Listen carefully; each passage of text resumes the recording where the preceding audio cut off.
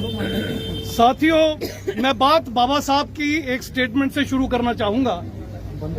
जब बाबा साहब SC/ST की लड़ाई लड़ रहे थे, अंग्रेजों की हुकूमत थी, तो ये तथाकथित ऊंची जाति के लोग बाबा साहब को देशद्रोही कहते थे, एंटी नेशनल कहते थे। उन दिनों में बाबा साहब ने एक स्टेटमेंट दी थी कि अगर देश और मेरे बीच में कभी कंपैरिजन हुआ तो मैं देश के लिए मर मिटूंगा, मगर अगर कभी देश और मेरी कम्युनिटी के बीच में संघर्ष हुआ तो मैं अपनी कम्युनिटी के लिए मर मिटूंगा, देश को बाद में देखूंगा। उसके बाद संविधान आया और संविधान में हमें हक हकूक मिले, लेकिन बड़े अफसोस के साथ ये कहना पड़ता है कि बाबा साहब की दूसरी स्टेटमेंट जब आप सुनेंगे तो आपको पता चलेगा हमने गलती कहां कर दी।